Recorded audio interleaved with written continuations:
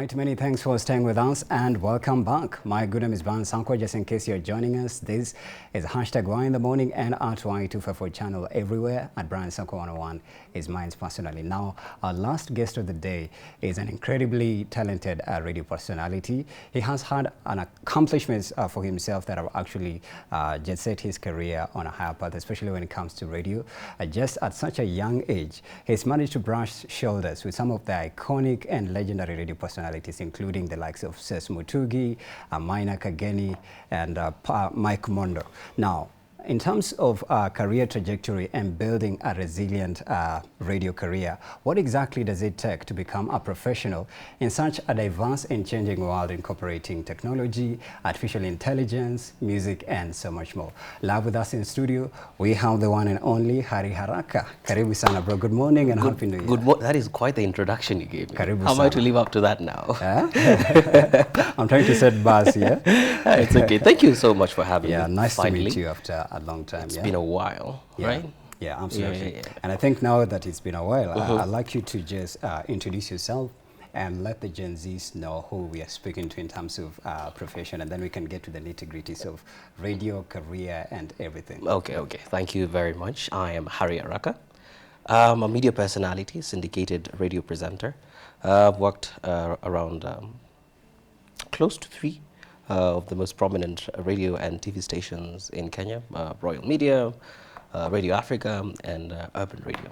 I also do stand-up comedy, up and coming. I don't want to say I'm established, with the stand-up collective, Kina Doug Mutai and the likes. Okay. And I am a very outgoing person. Right. And I love life. Outgoing, okay. Yes. Outgoing, interesting. Yeah. But I'd like us to get into your, I'd say your early formative years. Okay. Did you always know that you'll venture into radio? And also, what were the influences, I'd say, that inspired you to, tap into the profession? Did you study it in college? Was it a persona that you had? Or were you always expressive and bubbly? Unlike most people who are in this space, because I'm pretty sure you've had Mushina here, and other people who've done radio. Unlike most people, my interest was not actually in radio. I never thought that radio is one thing I would love to do. I always thought I'll be a footballer or something. Until, like all high school kids, my dreams were dashed. But I've always done public speaking.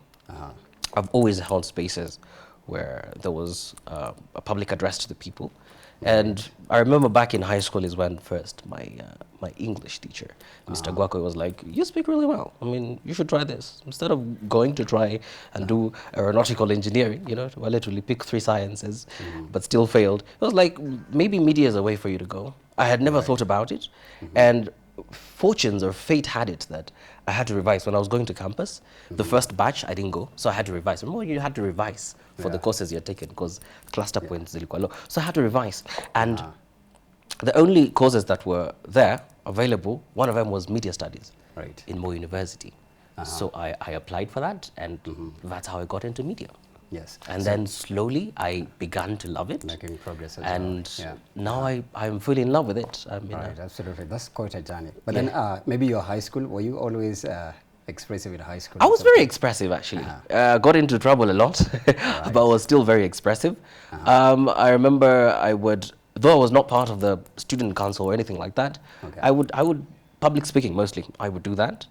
And of course, when I got to passages, they were like, who's gonna read this passage? Everyone would just point at me. The and teachers, I was like, oh, okay, fine. Since we're here, let's do it. And so there was also a time where there were voiceover opportunities, especially for high school. There was a time high schools were doing, what is it called, documentaries about themselves. And that was the first time I actually walked into a studio and recorded something. And I was like, this is actually quite nice. I won't mind doing this. And the rest is history. The rest is history. Yes. But then also as a child, your persona, do you remember the kind of a child were you? I was very troublesome. You an early bloomer, late bloomer? I was a late bloomer. You are a late bloomer. A very late bloomer, however, very mischievous. Okay. That's what I was. If you ask, treacherous. Hi mom, I was very mischievous and treacherous. But I was always in spaces. One thing that I get told a lot is I'm a very outgoing person. I'm a very social person. So it was easy for me to talk to people, and talking towards people became even more easier to me. Right. When I already had such attributes. And you actually ended up in a space where people talk a lot. A lot. you yap for a living. Actually, I say radio is just yapping for a living. And that is the best, for me, that is like the best job out there you can do. Right. Imagine you walk, you just talk. Yeah. Talk for and a you living. Get paid for and it. You get but paid you know, for it. You don't just talk. In fact, for you, when the first time I listened to you on radio, yes, I thought I was listening to Patrick or Mike Mondo at some point. Okay. Yeah, but then I want us to drive at your first radio gig. How old were you before you got to Classic 105? Before I got to Classic 105? Yeah. I had just finished campus. And we had the COVID pandemic. We were the first people to graduate in COVID. And we were indoors throughout. And I was roughly 24, 25, actually 25 years old. And I had the casting call over radio because we were cooked inside the house throughout. You were looking for something to do. I'd never listened to radio. And I do not know in what sense that day I just decided to listen to radio. And it was Classic playing. And on Classic there was an ad for people who wanted, there's a casting call. We want new presenters. If you think you can do this, send a demo of a show, right? A snippet of a show. Send it to us and then we'll get back to you. Obviously had to create an account somewhere. The thing about me is I did not have a snippet of a show. However, what I had was voiceovers I had done for a company called Optiven. Kuza Mashamba. That is the ad I had. And they wanted a radio snoop. Wow. So I just sent my ad, just throwing it to the wind. I didn't even know it's going to work. So I sent it and I waited. And I waited and I waited. 5 months down the line. It's not something that happened. You forgot about it. I forgot about it. They're not going to I actually went back home. I was staying with my brother in Nairobi. And my parents were like, what are you doing in Nairobi? There's nothing, just come back. I went back home. Pre-COVID, right? Yeah. No, during COVID, Post-COVID, actually. In 2020, that was a year. Okay. So 2021 is when I got hired. So the entirety of the latter part of 2020 and the first quarter, I was in Eldoret. Home is LD. Yeah. And I got the call first. And then I came back to Nairobi. Went, did my first, it was an interview. You know, Pete Sinclair. He was there, James was there, the PC for Radio Jambo was there, and one more other person. I don't remember who he was. So you know how he was. And they had done like hundreds. That was like the second round. Around 700 people applied. You know, when they do a casting call like that, a lot of people show up. So after that, I went back home. They called me back. And then on the second time, when we went back, because you did a voice test, when we were about to get called for the last time to go and sign the contract, the Shafi incident happened. Do you remember that? Yes. So that put everything on hold. So for like, you used to like, after a week you get a call, after a week you get a call. But after that week, there was no call. So I was like, okay, maybe it's not coming through. I gave up. But then suddenly I get a call, hey Harry, were you told to come? I was like, no, I wasn't told. I was like, oh, avail here, this and this day, come with a pen and paper, come with this and this. And that's the day I signed my contract. It was May 2021. How was the first time you received the call, the reaction? Who was the first person you told? Was it your friend, your family? I didn't tell anybody. I didn't tell anyone because I didn't want to jinx it. I don't want to tell you, oh, something is coming up and then it doesn't. I would rather finish what it is I'm doing, and then if it comes through, I was like, hey, by the way, this plus, came through. The station you're going to work for is really big. Yeah, it is big. It is big in radio in Kenya. Yes.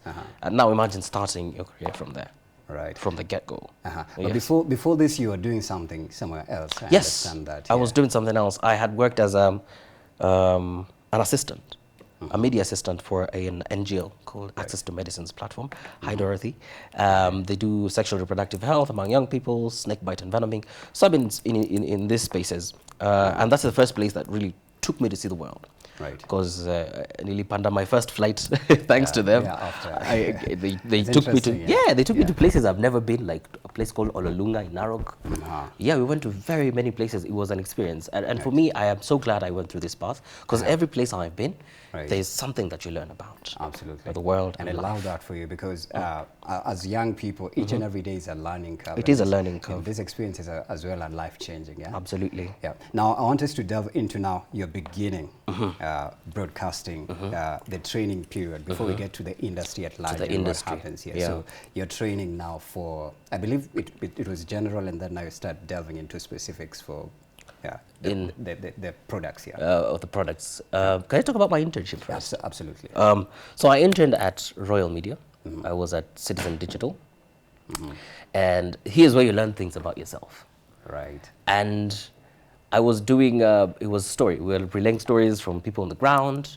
You transcribe some other stories and you get stories from websites and put them on the digital platform. I would say it's a good place, by the way. It's a good learning space, lots of professionals and everything in between. However, I would go and sit behind a computer from 8 in the morning, writing stories till 5. And then after that, I would stay some extra hours. And that is when I learned it's not my thing. It's not my thing. Sitting behind a computer, 8 to 5, I don't think I can survive there. But it was a very good learning curve because you're brushing shoulders with giants. I remember then is when Kina Pamela Asigi had moved from NTV, Joe Ageyo had moved, Linus Kaikai, they had moved. So that whole horsepower of veterans in the industry had come. And it was a really good learning curve, especially for the young person I was, still in school. Shout out to Monica Kiragupia, the producer for JKL. And yeah, that was where I started from. The journey started. Yes. Now you're training now for Classic. For Classic. And Kiss as well. Yes. How was it? What were the things that went into the persona that shaped you now? Now you became the talent that was accepted that this is the guy who can sit in for Mike Mondo, or Patrick Mongola on Classic.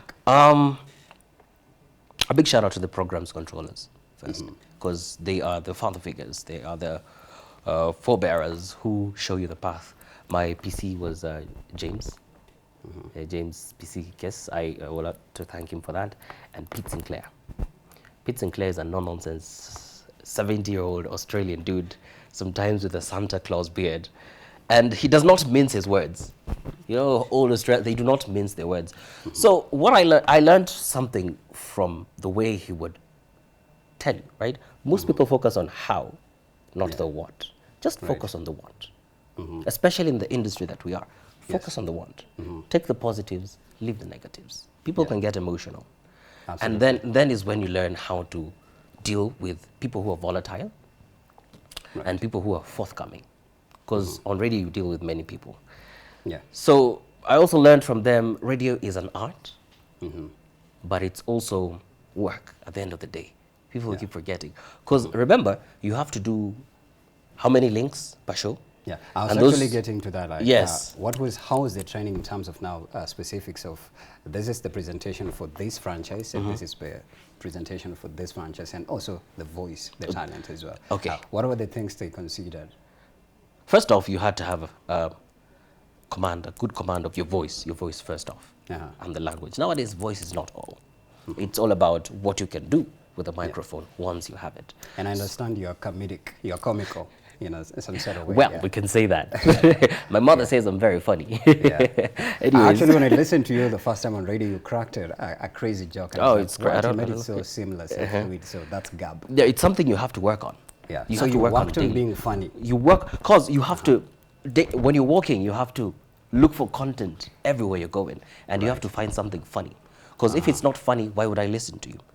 So you have, like on my phone right now, if you go to my notes, a billion ideas. You have to have a billion ideas. They say great ideas come from good ideas, and good ideas come from many ideas. So you have to constantly work on what you're doing. Right. Yes, and the thing about radio, it's so good. Yeah. You kind of forget that you're working. And when you forget that you're working is when you start to drop the ball. You start to become lax. Right. So every day you wake up with a zeal and zest for that work, and you will love it, and you will make it the best that you can be able to do. Yeah. So in terms of training, of course, you have to be told, oh, this is the time constraint you're supposed to use. Do not do this and that. This is the proper way of doing a link, or this is how you sell a product.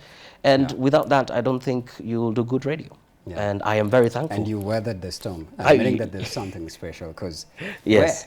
You were there with me. I mean, you know, there's always something spiritual about that. Yeah. I tell you. Yeah. But then when you look at young people that want to venture into that space, like you said, it's a really cutthroat space. It's very cutthroat. And now the radio landscape in Kenya, I think I'll read for you one of the stats. Yes. It says I think they're predicting probably traditional media is dying down, but in rural areas, most radio consumers actually go to radio for news and music. Yeah, and music. So it means radio still has its own place. It still has its own place. But then it takes talent and a lot and flavor. And, and comedy and wit and gab, like you said, so much more. To stay resilient and be relevant each and every day. So what would you say made you that peculiar talent to stay there? So first thing, I always have confidence in what I do, whether it comes through or not. Because I will tell you, there are several places I've been turned down. But when you get to a place where you have worked for something and it's come through, the things that didn't come through for you, they don't really come. You don't really remember them. It is a learning curve, but when things are going good, you do not remember like how much you tarmacked. Right. Because there are a couple of places, like Pulse, I went to Pulse. There was an interview there. I didn't get that one. There was a casting call at Ebru TV. I went there. I didn't get that. But later on, that kind of happened. That's a different story. But they say there's no original thought. Yeah. There is no original thought. Right. So go with confidence. Go with what you like. Because if you like what you do, and you like what you like, right. All right? I see. Things are going to work out for you. Yeah, like it should be organic. You should be organic. Do your thing. But then I heard somebody say, you know, a lot of people think that radio is about presenting, but it's about being natural. It's about being natural. You know, for radio, the first thing you're taught is you're speaking to one person. It is an intimate thing, right? You concentrate on one person. Right. So don't make it more fine. It's an art, but do not make it more of an art, right? Just have a conversation, a heart-to-heart with someone. You're creating a relationship with someone on the other side of the transmission. Right. So would I create a relation with you if I am performing? No, when I come down to you, fine, the elements of performing, because, you know, you have to make people laugh, you have to make people think, you have to evoke certain kinds of emotions from people. But at the base core of it, you're just connecting with people. Right. Yes. But then for someone who is watching a young Gen Z, and they're envisioning themselves maybe to be on some of these syndicated platforms that have icons like the people you've worked with, are there things that they have to work on so that maybe they perfect their art? Because I believe legacy media will stay. It will always be there. It will always be there. There's a little bit adaptation to the digital space, and there's so many stations as well, including ours right here, that are also adapting to the trends and the styles of programming as well. Now, for a talent specifically, where do they begin, especially the Gen Zs who are also massively present on social media? You've said it. Right now, we're not living in 2002. We have Twitter, we have X, we have Facebook, we have Instagram, we have TikTok, right? Start grinding your bezels at social media. That's what I would tell anyone. Start there. Because you can't wait for when is the next opportunity going to come for casting calls to be done. When it comes, well and good. At least you have a portfolio. Have a portfolio for yourself. That is what I would say. And by having that, you're also kind of sharpening your tools as you're waiting for maybe an opportunity to come through. Right. But if both of them come, the better. Yeah. So if you have an avenue, if you like comedy, if you're nerdy, you like science, if you like sports, do your thing. Work with what you have. Yeah. Because not to allude to parables, right? The parable of the talents, right? If you don't use the talent that you have and wait for some opportunity to come and heave and hoe you from somewhere, most of the time it doesn't work. So you start. Right. You start. Now, ikikukuta njiani, move with it. Yeah. Let me get back to your classic, because sometimes when you listen to Dr. Love, who I met and is really an interesting personality. Very interesting. Maina Kageni, legendary iconic. Mike Mondo, legendary iconic. YouTube, on your way to being legendary and iconic. Hey, all the way. When you listen to some of these voices, there's a place where I think feedback was like, you know, you can't tell who is Mike, who's Maina Kageni. And then you came in as well, and I listened to you the first time when I was in a matatu, by the way. So maybe, was it intentional? Do they intentionally set up personas for radio, or they randomly pick talent that they feel is going to appeal to the listener back at home? I think that has to do with PCs. PCs are better suited to answer that because they do recruitment. However, what I know is every station has its sound. Right. So it's sound in terms of music, in terms of how the presenters sound, in terms of the ads, how they play. Because if you listen to radio station A and radio station B, how they play their ads might be different. How they play the music is different. And the sound at which the presenters deliver their performance or their presentation is different. So every station has its sound. Right. And I think when they are doing their recruitment process, they look at, do you fit our criteria? Because I remember when we got in, there was a batch of like 5. It was Mushina Malomba, Sid Womboy, James Kiru, Mikey, and I. You would do a voice test. And then after the voice test is when they will come and, oh, like, you were better suited for this station, right? You're suited for this station. So it's mostly them who just listen to what you have. Yeah. And then they place you in a place where you are best fitted. Absolutely. Did your life change when you started working? Oh, it changed. It changed a lot. What was the feedback you got sitting in a chair that Maina Kageni sits on every morning, 6 a.m. to 10 a.m.? You play with the kayamba, you know. Yeah, exactly, and everything. I think you're doing kasheshe. Yes, there was time I was covering for Patrick Mongola doing the kasheshes. That is a recap of the morning shows from 7 to 9. And then, is it Maina and Kingangi Reloaded? Maina and Kingangi Reloaded, yes. Please take us through that. How was that? The feedback, your family, your friends, how did they react? Okay. First things first, things change when you enter into a space where there is fame, because it is a station that is known by most people. And when your name is tagged along a certain station or a certain franchise, there's something that comes with it. First, my family were very happy. And my mom was like, oh, thank God, I knew you were gonna, you know, do something like this. My sister wasn't even shocked. She was like, I knew you were gonna get in. I have seen you for 20 plus years. I knew you were gonna get in. The family were very happy. However, what changed proper is those chiles who are never always in my DM now are Instagram, Twitter, Facebook. Walirudi. Yeah, they're in my DM mostly.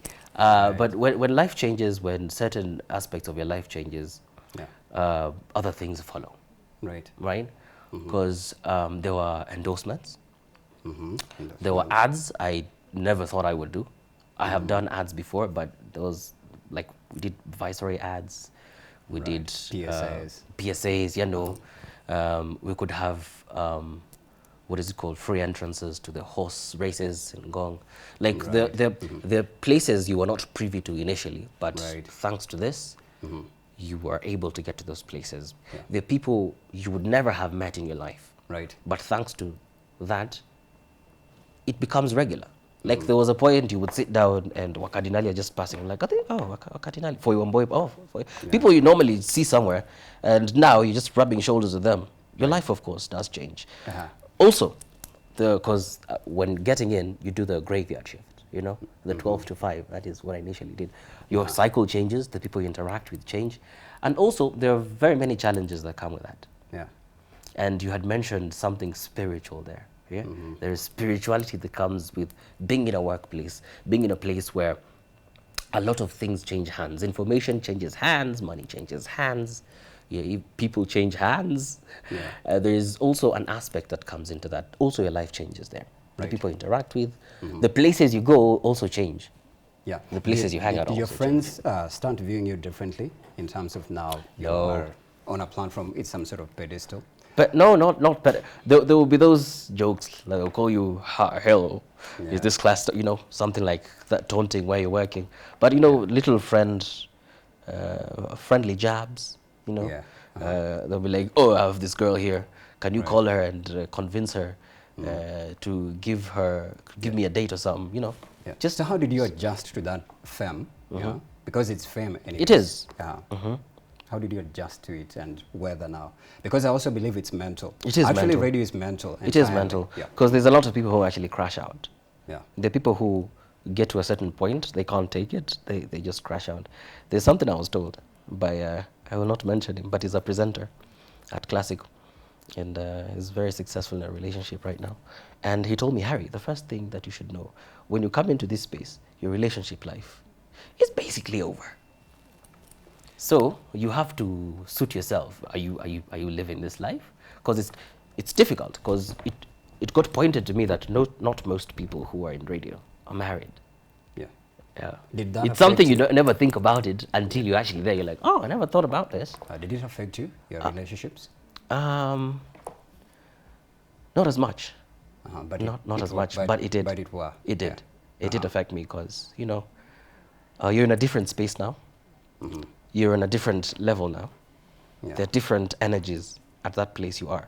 Comparatively speaking to the regular Joe Schmo, like you're having your day, the sun comes up and goes down, and now you're in this different space where you're privy to a lot of things, a lot of people, and a lot of pressures. But I'm also trying to figure out, how are you debriefing mentally and emotionally? Did you also have incidences where you check into therapy, or did you do self-therapy or spirituality? Because spirituality is also therapy. Therapy as well, yeah. Not as much as when I now left. But then what happened before you left? Before I left, so there's this other place, Red and Yellow, Urban Radio. They had put forth a proposal, the first proposal, through a guy called Chito. You know my Chito on the logo? Absolutely. Yeah, Chito was the proxy. He came and was like, there's this really good friend of mine. They're doing a really good thing over here, and they're looking for young talents. I was like, I'm good here, but let me hear. Because I always love to explore. If there's a new opportunity, I will explore it. If it is in Guantanamo Bay, I will go to Guantanamo Bay. If I will go. And your intuition told you to press the button. Press the button. Go. Try new things. I might as well do it now. If not now, when am I going to do it? When I'm already established? No. Let me just do it now. It's a personal choice that I did. On the second time of asking you is when I was like, okay, fine. It's based in Kisumu. I've never been to Kisumu. I've never lived there. Might as well go and try it out. And it's a new experience. I went and tried it. Different kind of radio. Because at first, where I was, on Classic, on Kiss, on Smooth, I would do the show by myself, right? It's me and you on a microphone, we banter, we listen to music, and we finish the show. Over there, it was a different ball game, because now there are 2 or more people on the panel, there are other extra producers, you have to do these other OBs, you have to do some other activations, which you're not privy to in the other. Did you feel controlled, and you lost that taste and flavor of you being organic when you got there? There was a bit of control, especially when it comes to like a breakfast show. Of course, they always want, we want this and that and that. But at the end of the day, I was hired because you believed in this talent. So I will take your input, yes, but I will do to the best. Yes, because why hire me if you should just put somewhere there and tell them what to do? You shouldn't have come from me. But it was a good learning curve because I learned about other things that I didn't learn over here. Like every place I've gone. Were you there? 1.5 years. 1.5 years. Yes. And then you left. Yeah. But then I'm trying to think on that part where, do you feel like maybe you made a wrong move, or you wouldn't have made that choice of leaving Classic and going for urban radio? No. One thing I always believe is you never second guess your decision, and you never think about the past. Because that's how people fall into spaces of depression, spaces of low self-esteem. When you start thinking about, maybe I shouldn't have done this, you already did it. It's already in the past. Focus ahead. Nice. Right? Right. And when you do that, you find that you have way less problems, way less things that you're thinking about. Alsa zitapungua kidogo. Because when you're thinking about things you can't change, you're helpless. And when you're helpless, you start spiraling. And speaking of helplessness, because we are chasing time, bro. I'm going to get to your mentors. Like, what did they say? You leaving such a huge platform and exiting. Of course, people will be like, "Oh, why did you leave here and go here?" Did you receive texts, emails, comments? Were people, surprised? It's mostly fans. Yeah, they were surprised. They were like, "Hi, Harry, why did you leave? Why did you go to this place? How could you leave?" Because most people work from wherever that is and move to Radio Africa, because that's where everyone is hoping to go to. I was like, this is a calling that came. I did a soul search. I talked to multiple people. I considered everything. And I decided to move. And it did. And it worked the way it worked out. It worked the way it worked out. Zero regrets? Zero regrets. If I would do it, I would do it again. Right. Because there were freedoms I was not privy to initially. I got those freedoms. The things I couldn't learn. By doing a graveyard shift. And then I was put on the forefront. There are a lot of things I carried. I also matured over there. I also really matured over there. You got seasoned, some salt and pepper. I got really seasoned over there, and I realized how to interact with people. Because I was very bush-eyed, bush-tailed, bright-eyed, And I thought everyone was a good person. Yeah. Somebody is asking, let me just get to the question really fast. Yes. How was your experience interacting with Maina Kageni? Do you still talk? Do you still talk to Mike Mondo? Do you still talk to Ses Mutugi? The last time I talked to Ses Mutungi is when she was about to leave. And the other day she posted a meme. We were talking about those millennial memes. But mostly, no. Do you Maina Kageni, no. Mike most people will think like you're interacting. People like you sit down and sing Kumbaya. No, mostly it's people come to you do your job and then you leave. Yeah. Because these are icons, radio icons. They're icons. Brushing shoulders with them is a big deal, even for anyone in the industry, because they've been there for years. They have been there, but also remember, they're working. Right, absolutely. It's a job. They're at work. It's their job. Yeah, and you too, you're working. You're working. So you come in, you have to prepare for your show, right? After you prepare a show, you do your show. After the show, you do a SWOT analysis. And then after that, maybe you have 2 or 3 moments. Right. When are you going to have time to talk to Maina? Or when is Maina going to have time? You might meet in the corridors, say hi, how are you? Absolutely. But mostly you realize it's a workspace. Do you have any, maybe let me rephrase it. What is the greatest mistake that a lot of young people go into radio with that eventually changes, and after you get on the job, you realize that everything you know outside or anything you learned from broadcasting school or even from your previous employer doesn't matter here? It doesn't matter. And you're just a student here, so we have to restructure you. Yes, what you know, forget it. Because once you get in, there's a fresh training, no matter what you did. Because there are people who didn't do media studies or publishing, right? But they're still radio presenters. So there's an overhaul of what you know radio is. Right. Because you'll be told a standard link, 30 seconds, 45 seconds, you know? There's a whole training process that comes with that. So be ready to learn. Most people will come in there, oh, I got hired here because I have this and this. So you will listen to me. Fine, do your thing, but learn. Right. There's always, they're not telling you just for the sake of it. The people who are giving instruction have been there for a while. So just learn. Be able to learn, be able to adapt, and be very flexible. Because you'll finish your job, you'll do the graveyard shift 12 to 5, then you're told, come and cover for this, Nani. The show is starting at 7, you haven't slept. You have to go and do it. So you have to be flexible. Because any time is game time. Yeah, absolutely. Yeah. We're actually out of time. I wish you have more time to talk to you. Maybe one lesson that you've learned that you can pass it to the Gen Zs, because now we'd have loved to talk about the digital, space and how it's massively disrupting radio broadcasting in Kenya, but because of time. You know, just in 10 seconds, please tell us the greatest lesson you've learned in radio broadcasting as a young person that any Gen Z who wants to venture into radio, these are some of the 2 or 3 things you can consider very fast as we exit. As we exit. Yeah.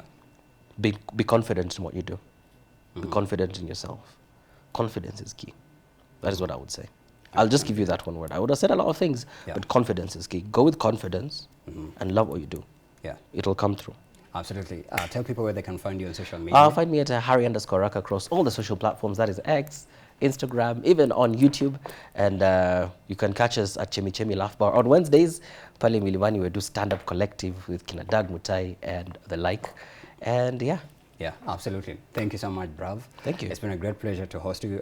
Maybe we can have a part 2 with you if times allow. If it allows, yeah. Thank you very much for hosting me. And Happy New Year. Good to see you again. Happy New Year. All right, thank you. Okay, cheers. All right, thank you so much for watching 7 a.m. to 10 a.m. We'll see you tomorrow bright and early right here. See you tomorrow.